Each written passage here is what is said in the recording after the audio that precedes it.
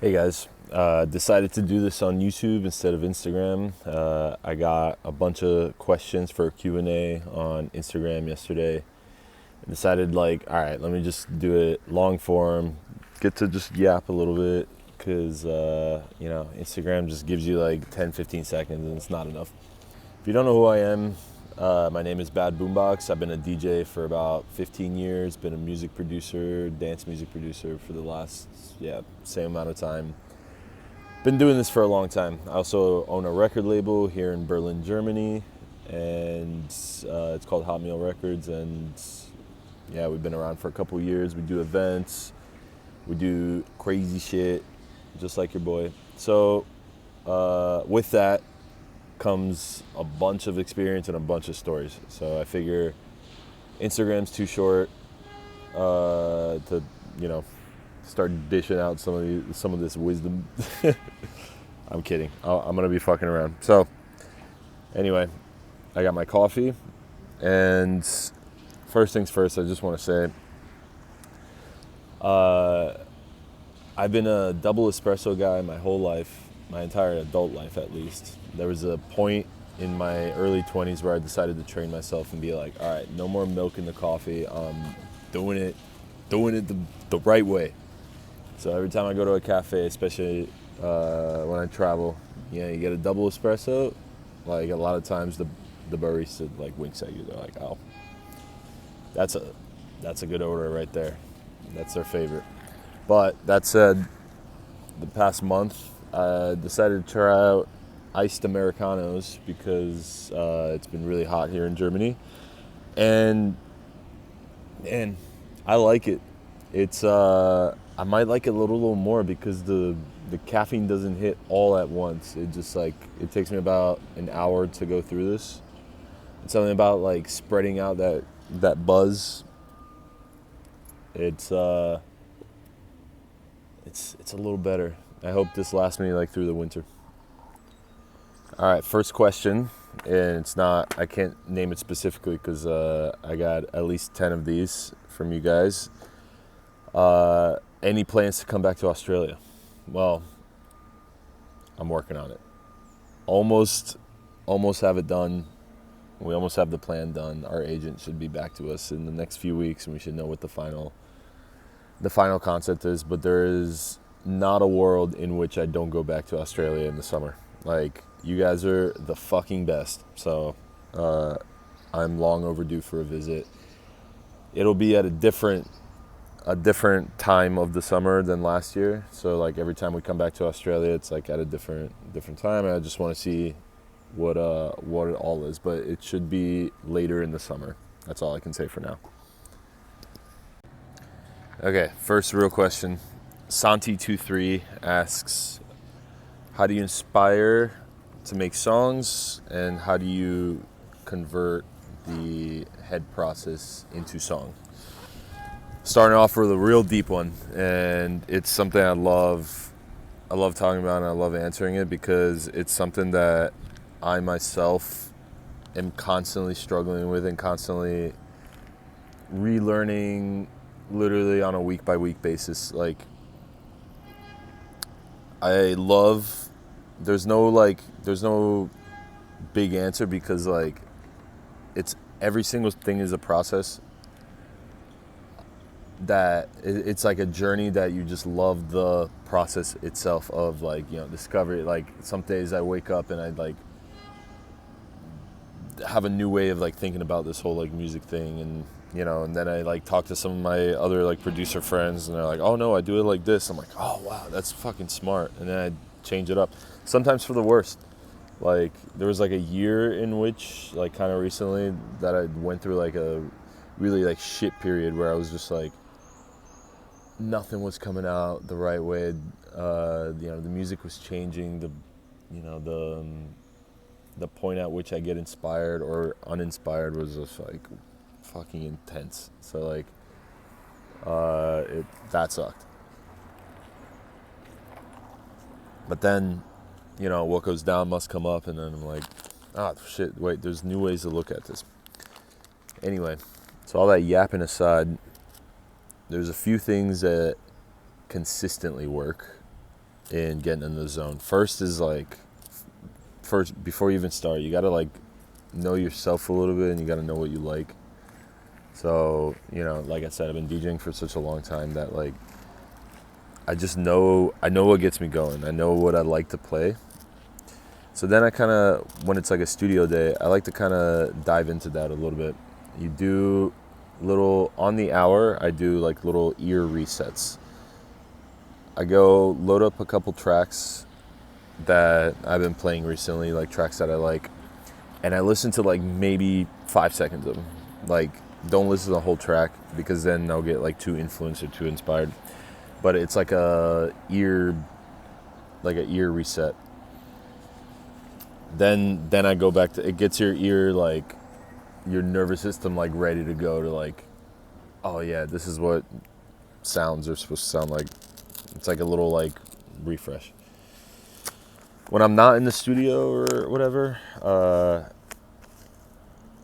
I like to, like when I'm in my house, like if I'm like cleaning my house or something, I'll just like throw on some sets on YouTube. Every artist posts their sets on YouTube these days. Anything but me, or usually I try to put on some DJ sets that are like outside of my genre.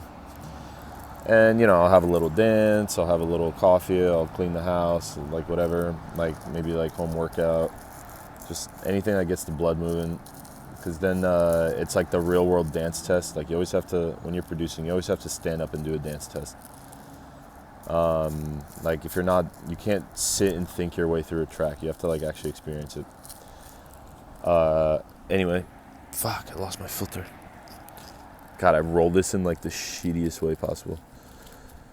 But then, so then already two things are working, right? Like you know what you like to dance to, and you've cleansed your ears with a little like ear reset. So what's left then is to, as my friend says, you gotta drain the dirty water out of the tap. And my process is very similar to what your process might look like. Like I open up Ableton and I start just like trying shit, see if it works, see if not. But the experienced producer knows when to leave an idea and not dwell on it. And they also know when to go to the next thing, and like when enough is enough in a certain loop to go to the next loop, right? Like you have to work as fast as possible, and you just have to like go. You have to get out of your own way. Like you're like, all right, like I do like a little thing. I'm like, okay, it's music time, right? I go, like it's been a long weekend, or I haven't been at my computer for a few days, and it's just like, it's always starting cold, right? It's like a shit momentum. Like I open my computer on a Monday or Tuesday after like a tour weekend. My ears are exhausted. I'm exhausted, but you know, starting cold. And then it's a process of getting the dirty water out of the sink, right? You like open the water tap, and just like this brown water comes out.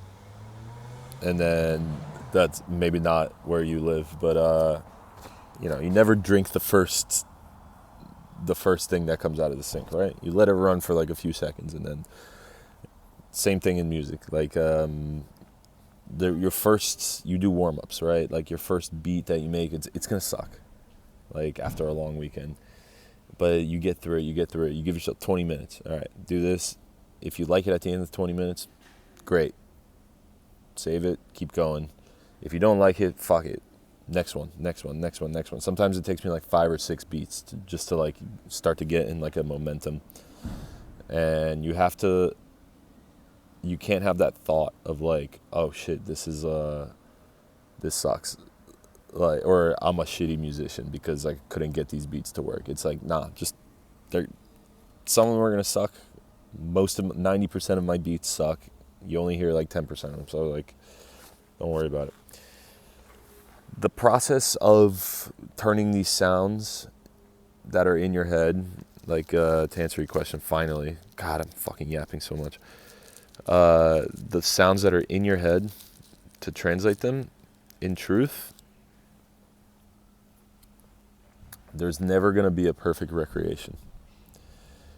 unless you're like the most gifted like sound designer ever, even like you have this sound in your head, it's always going to be changing, and you're trying to like, it's an impression, right? And you're trying to translate it one for one into sound. You're going to drive yourself insane. Do not do that. Like, trust me. Like some days I like wake up. Sometimes a lot of ideas actually come like you've been dreaming about something. You wake up and you have this like little melody in your head or something. You want to do a quick voice note, just da, da, da, da, da, right? Like write down the melody in a voice note and leave it at that. Because then future you, the one that's sitting on the computer, you're a different person already by that point. Like you're thinking differently, you're into different things, and you're not going to be able to translate it. Like you're not so you have to instead tap into the present moment, the thing that's happening right there and then it's like the antenna of the universe that you're picking up something that's coming to you right then, and then it's going to be authentic to you and not to the past you, if that makes sense. So my point is, you open up the computer and you have your folders of like samples and like little things and voice notes and ideas that you've stacked over, but you have to just, whatever it is you do, work fast. Know all of your shortcuts and just work fast. Like you come up with a melody, play it with your fingers, and then duplicate time. Like go forward in time. Don't get stuck in like a 8-bar loop. You just do, like you add one element, like you add like a little snare, forward in time, then add something else, forward in time, add something else. Then you'll know at some point you've like accidentally arranged a full track and you don't even know it. And it feels good because then you're in flow. So, long story short, stay flowing. Don't think about it. Don't think about translating sounds that are in your head. Like, you're not going to be able to. Just jam. And it's all going to be all right. I can talk about this for like an hour, so if you want to know more like specific stuff, I'll do it in a future video. Kim Laura asks, how did you take your first step into music production and why? That's a good question. So one thing I'm going to say is that if you're also curious about doing this as a job, like you're already overthinking it, like you just got to start to do it because you're curious what that's even like. You're curious about a sound. Like for me, I was young. Like I was first like downloaded FL Studio in like 2007, 2008. Just cause like there was like all these like sounds, like I loved like dance music and dancing back then. And I was always like, when I would hear a track, I would be like, right, but how did you make that? Because I want to I like little specific parts of a track, and I wished that there was a world where I could like have all my favorite things in one track and not have to wait for, to listen to the next song. So I was like curious. I was like, all right, how do people actually do this shit? Like downloaded FL Studio, started fucking around, wasn't good at it. Then a couple years later, tried again. I was in college, decided to download Ableton. I was like, oh yeah, let me try doing this and that. And then the more you know, the less you know. Then I was like, this whole new world opened up of, I was like, oh my God, there's so much to learn. Like I need to learn music and theory and all this stuff. And it's a rabbit hole, and I'm still learning new stuff to this day. It's been 15 years. So,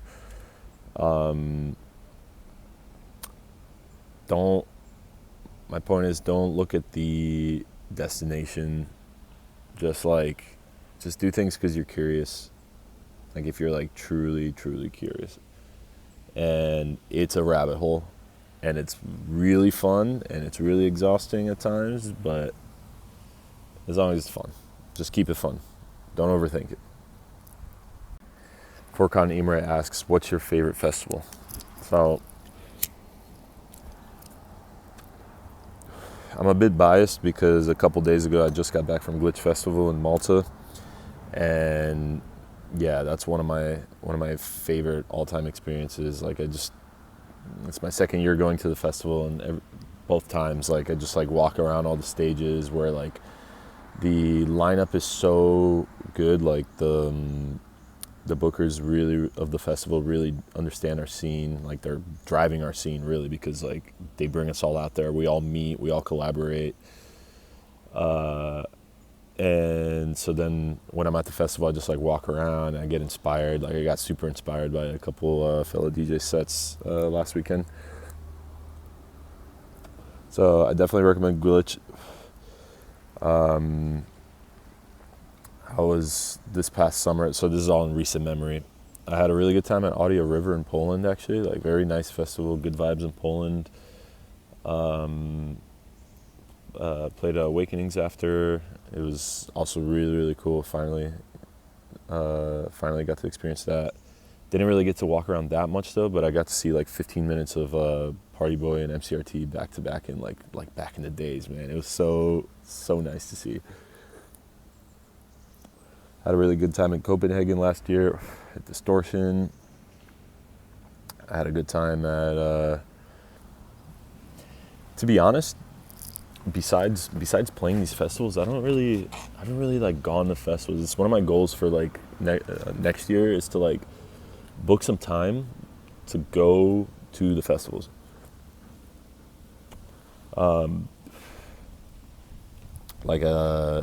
Like book a couple weekends off. Like I wanna go to like Deck Mantel or Dry Mullen, like to like some proper like selector shit. Like I wanna dive in and get deep with it and start going to clubs again in Berlin. Like I go see my friends play sometimes, but I wanna like just on a random night just like go out like by myself, like the way I used to back in the day, and just get fully locked in.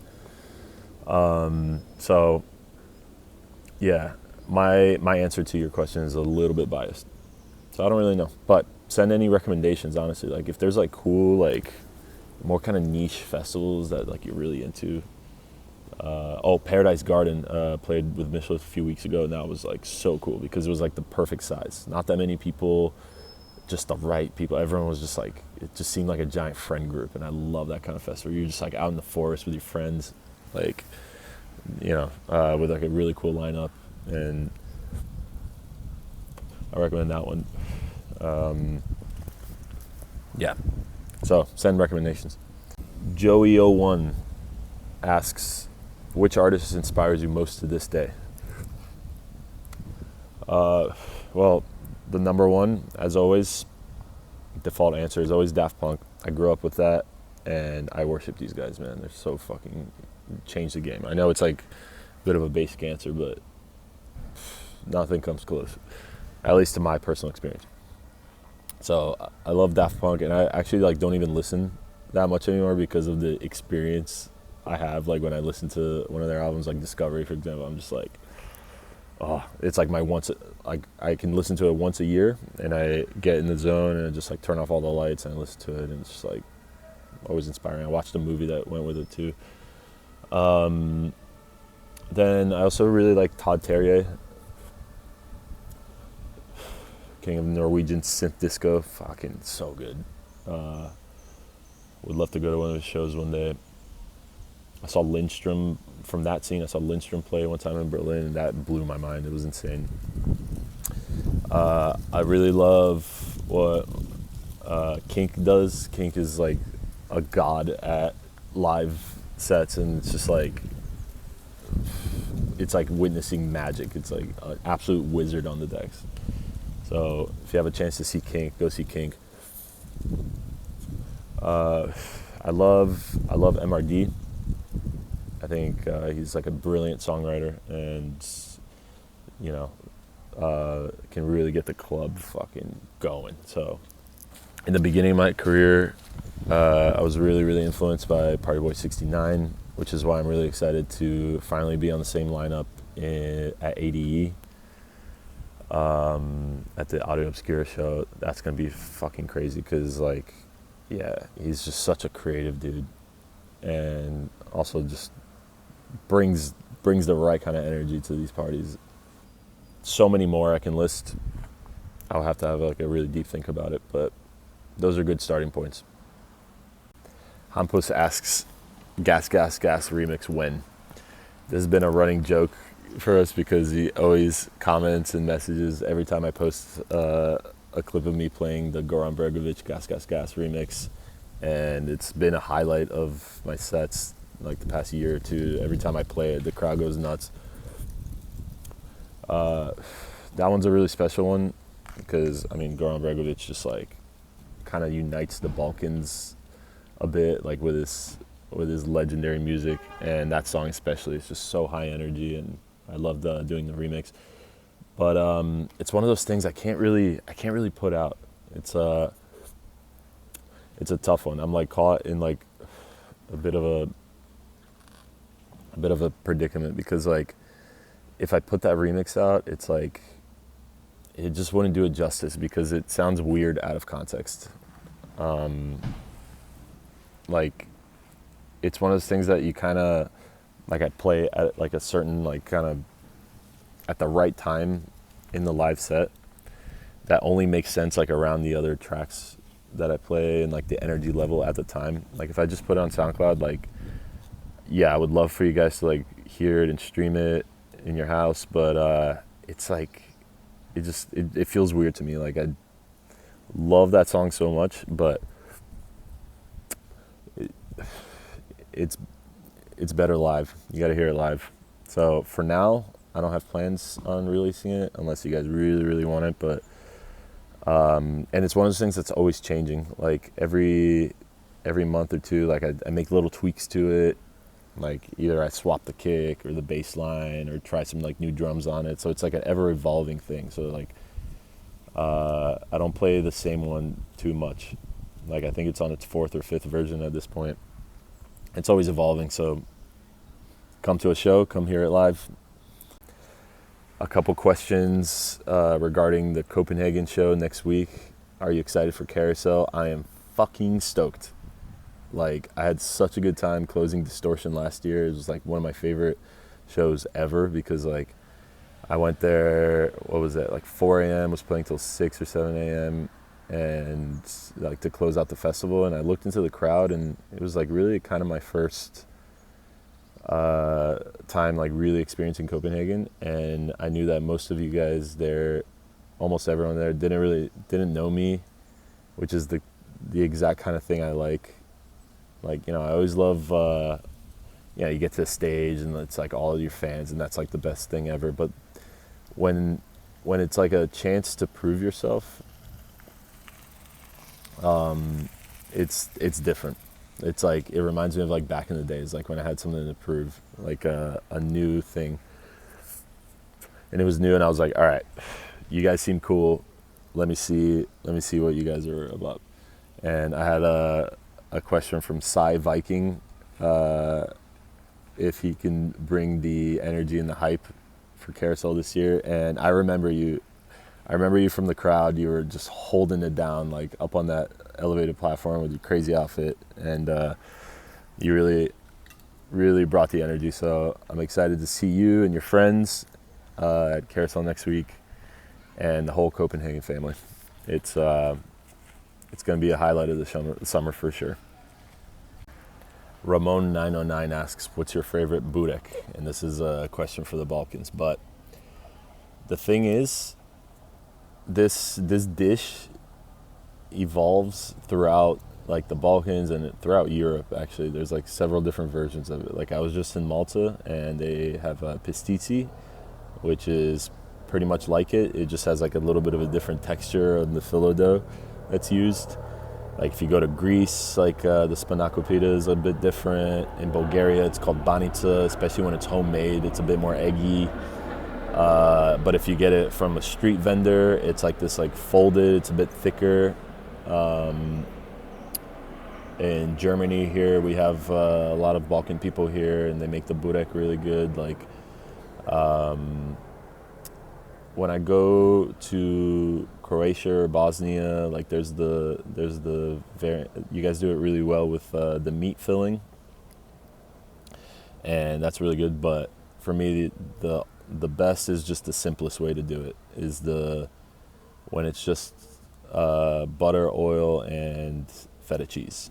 So the way we do it in Bulgaria, banica, whether it's the street one or the homemade one, it's got a lot of feta cheese in it, and I like to keep it simple. So the feta cheese variant of burek, banica, pistiti, whatever you call it, is goated. The cheese has to be good though. In Bulgaria, most of the time we use sheep's milk feta cheese, which is way it's a lot creamier, and highly recommend that. Had a couple questions about can I work or intern at Hot Meal, and actually we're always looking for creative people and business people, and people that want to like work in the industry. Like we're always adapting the team and adapting to the music industry and trying to see like what cool new fresh ideas we can have. So if you're interested, just send an email to hotmeal@maincourse.mg. I'll put the text here, and we're open-minded. Come to us with ideas, and we'll hear you out. It's a small team, but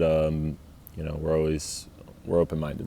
So, and also we're based in Berlin, Germany. That's it's not like a 100% requirement, but it's like we like to work, face to face in person as much as we can. So if you're in Berlin or have plans to be in Berlin, it helps a little bit.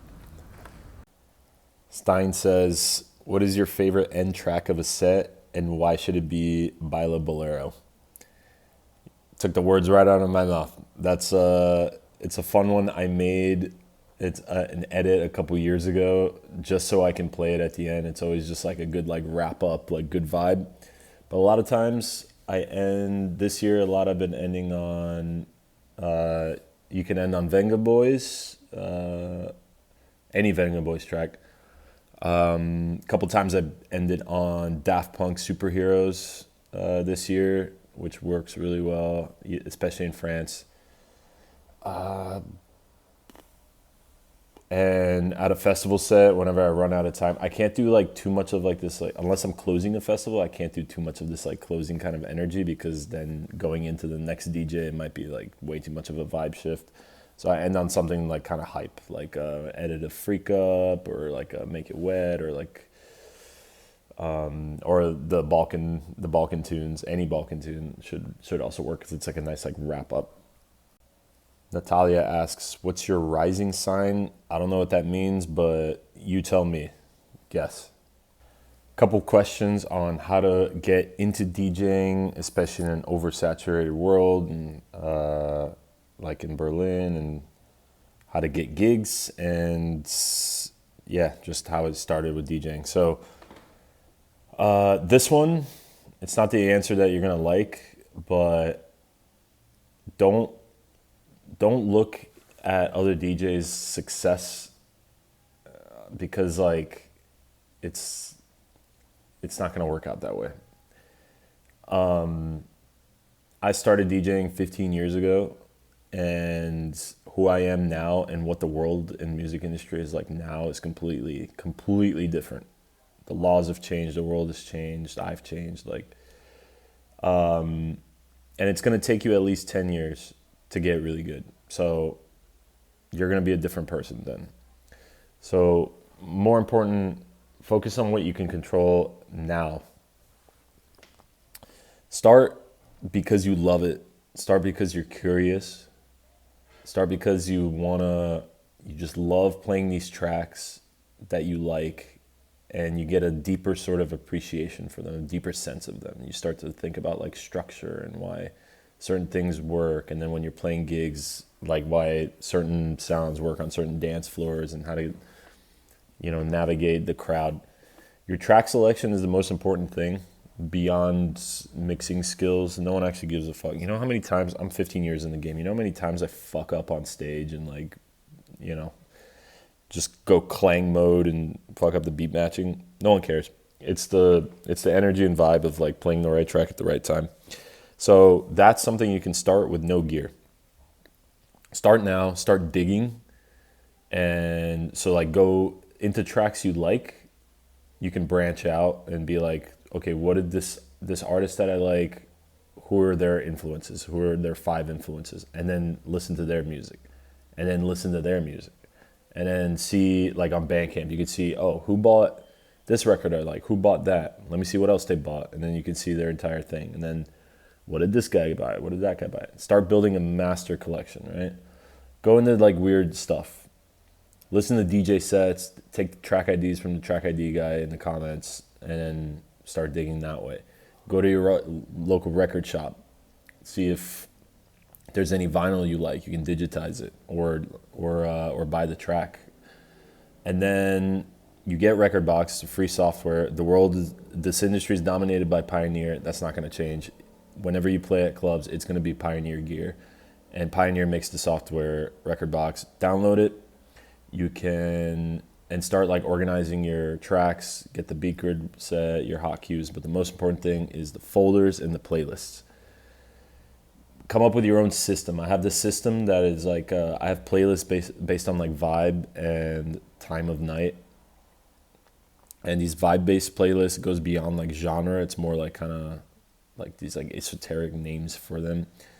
And then there's ones that are very functional purpose ones. Like I have like hard intro resets, like where if I need to completely like switch up the vibe, if there's any tracks that have like a nice like moment of like a switch up possibility.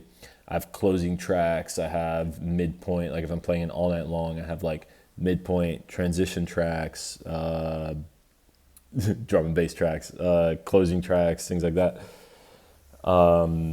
Yeah. Vibe-based playlists. And then listen to all your music. Have a really good sense of what goes where. Play at home. You can download. You can buy the starter pack, which is the DDJ 400. A lot of people start on that. It just controls Rekordbox. That's all it is. It's tiny. You can bring it to house parties. You can control your Rekordbox on your laptop. And it'll give you a sense of like how to beat match and how the tracks go together. Then you can move up to more of an all-in-one system that's standalone. Once you're ready, you don't need gear to start. You just need Rekordbox. And then from there, eventually you can go to Pirate Studios or like a studio rental place. You can just play on CDJs, or you can ask clubs. Something I was doing before was asking clubs like an hour before they open, like, hey, can I come and just practice and fuck around for like half hour, 45 minutes? Just I gotta like learn this thing if I'm gonna play here one day. And a lot of clubs let you do that. You know, buy them a drink or something, and then just go make sure all the stuff on the CDJ works, all your USBs and all that. So yeah, it's a crazy world, and if you're ready for it, it's the most fun thing ever. But don't look at the goal first. Just do it. Start doing it just because you're curious and you love it, and you love the music, and it gets you excited. Then from there on, like, the rest is honestly just like everything happens at the right time. Like, don't rush the universe. Like, it'll come. If you're good and you got something to say, it'll come. A couple messages saying Serbia again soon, or did you get Serbian citizenship? So that show we did earlier this summer in Novi Sad was one of my favorite shows ever. I love Serbia and like the Serbian energy and just like Balkan energy in general, because I know there was a lot of you that came from other countries as well. I love going to the Balkans. I'm a Balkan boy. I'm from Bulgaria, actually, for some of you that didn't know. And yeah, so we're working on a Serbia show for next year. I want to come back and do something really special again. So stay tuned for that. In the meantime, I'm coming back to the Balkans. It's not Serbia, but it's nearby. I'll be in Zagreb beginning of October. So if you want to make the trip out, come to Zagreb and let's party. Kinners asks, any USA gigs soon? So I'm going to make the announcement on Instagram next week, but if you're this far into my Yap Sesh video, then you already deserve to know. I've reposted most of these, but here it is all at once. So September 3rd, Me and Mishluft come to Chicago a day early to play the ARC pre-party, and then the next day we play the ARC festival back-to-back. Then September 5th, New York and Agape Festival, super excited for that. Then the following week, DC was supposed to happen at Echo Stage. I don't know what happened, they canceled it, something to do with the venue, like I'm not too sure. But I was really excited because I went to college in DC and I know DC very well, and it's a very special city for me. But we'll make it happen. Hopefully next year. And yeah, then from there we go September 12th to LA, Factory 93 hot meal party. It's gonna be fucking sick. And then the next day, Intercell San Francisco. Stoked. And that's it for this one. And then looking at another US run, or maybe just one or two shows, not a full run, in maybe February, I want to say. But we'll keep you posted on that. Anyway, stoked to be in the US in a week and a half. Do It For Divine asks, how many glasses of milk whole do you think you could kill in a single sitting? I gotta be honest with you. Fuck milk. I don't drink milk. Milk is for cows and babies. So I have no idea. Maybe I could probably do half a gallon and I'll throw up. But yeah. Big dairy guy though, but not milk specifically. Like big on cheese, big on yogurt. I have my yogurt bowl every single morning. But yeah. And then wait, there was another question. Yeah, Laura Frankie asks, how many eggs can you eat in one sitting? The absolute max you choose to form. Guys, what's with the dairy questions today? Let's see, how many eggs? I used to be an eggs breakfast guy until I switched to the yogurt. I was a self-proclaimed, in my family at least, king of breakfast, king of eggs, because I studied with, actually in one of the hostels I stayed at, this old Italian man, like absolute gangster, fucking showed me how to make the best eggs in a pan like ever. He had the secret technique, had to do with the steel pan and the oil, and I would like fry these eggs so good. Like, oh fuck, I miss those days. I just found yogurt's a bit better for me in the mornings. But how many eggs can I eat in one sitting? I think one time I was like training really hard. I did 4 or 5 eggs, like raw, like Rocky style, disgusting. And then went to work out and then came back and did like a 4-egg omelet. So the most I've ever had is probably 9 or 10 eggs. So I could probably crush 12. Make it a dozen. Make it a dozen. Funkmore Brothers, do you think Jar Jar Binks is a Sith Lord? Yeah, dude. Yeah. Anyone that doesn't know, go rewatch those movies and think about Jar Jar being secretly like fucking in on everything. Super smart. Watch out for Jar Jar. Free Will asks, what was your aha moment in your signature sound discovery journey? To be honest, I don't know what my sound is. Your sound and your signature style, I think as an artist, is people will tell you that. And it's up to people to decide what that is. For me, my music, at least the music that like resonates and like does pretty well, is the ones where I'm just like, I fully tune out and I don't think about the past, I don't think about the future. I don't think if people are going to like it. I don't think if it's going to fit with my other stuff. It's just, all it is like how I'm feeling in that very moment. And those are always the tracks that like, that hit really hard because they come from like a really real place. So that said, when I'm in the middle of that and I'm making that,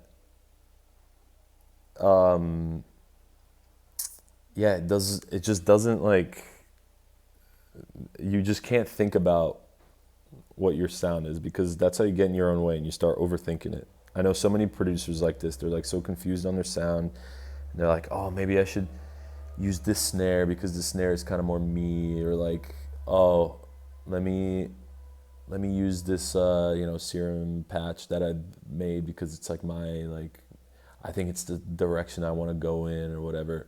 Fuck that. If you're thinking about it like that, you've already lost. Like, you gotta do it because you like it in that very second, because of that version of who you are in that moment is the one that connects with, whatever sound.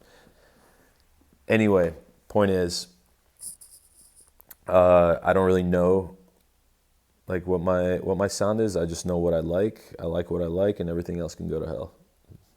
So, and to the first part of the question, what was your aha moment? I have a lot of aha moments. There's never really one that just like is like, oh, that's the one. It's all the process. Like, I'm 15 years in and I still learn new stuff every day, and I have like a mini aha moment every week. I'm like, oh, I didn't know you could use this tape saturation like in that way. I didn't know you could use it as a clipper. Or like, oh, I didn't know if you add like a ninth and a 13th on this like chord that it would like make it ring out this way, like the voicing. Like, it's like everything's just like a discovery, and like being excited to make these mini discoveries on a weekly basis is actually like what keeps this whole thing going forward. Otherwise it becomes boring and monotonous. There's no, like, if you figure out your formula, then congrats, but then it's time to switch it up, because that's the reason why there's so much formulaic music in this world today. And even like the great producers, like if they have a formula, like the great ones find ways to fuck with it and fuck it up to keep it exciting. Otherwise, yeah, you're a machine. Don't be a machine, be you. When is your next gig in Poland? Asks DavGX. I loved, where was I? I was in Warsaw and at Audio River a few months ago. Fucking love Poland. So there we made the deal I'm gonna come to Tama in Poznan, and that's gonna be pretty soon, so look out for that announcement, because I'm stoked. Not gonna say the name, but are you dating or taken? My friends that know this, they know I don't date. I'm locked in on the music. Like, the music's all I do and all I give a shit about. So at this point in my life, it's like, dude, I'm open to new experiences, but also, like, for you, just don't date a DJ. And not for the reasons you think. It's just like, we're just difficult. Like, we play in front of thousands of people every single week, and that's what takes all our focus, and it comes out in like weird ways. Like, I don't know. I'm like full of like energy when it comes to that, and then I come back and I work on music. So I don't have time to, go to dinner with you. Sorry. A couple questions. When are you coming back to Bogota? When are you coming back to Mexico? Actually, talking to our agents at the end of this week or end of next week for the final plan, but we're planning something in February, and it's going to be full of surprises. So look out for that, because what I've heard so far, I'm fucking stoked. Too Sick asks, what's your favorite track you have produced? Also, love these guys. They make great music. That's a really good question, because once I've like moved on from a track, actually, no, scratch that. I don't move on. Like, I love most of my music. The tracks of mine that I don't like are the ones where, like what I was talking about earlier, if I'm in a different headspace, like if I'm thinking about too much, if I'm overthinking it too much, over designing the track too much, then it kind of like loses its touch a little bit.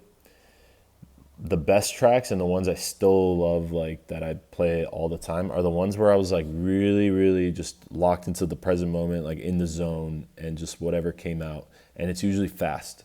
Like, you got to work fast. It's the ones I would make in like an hour that stand the test of time. Like There's Another, for example.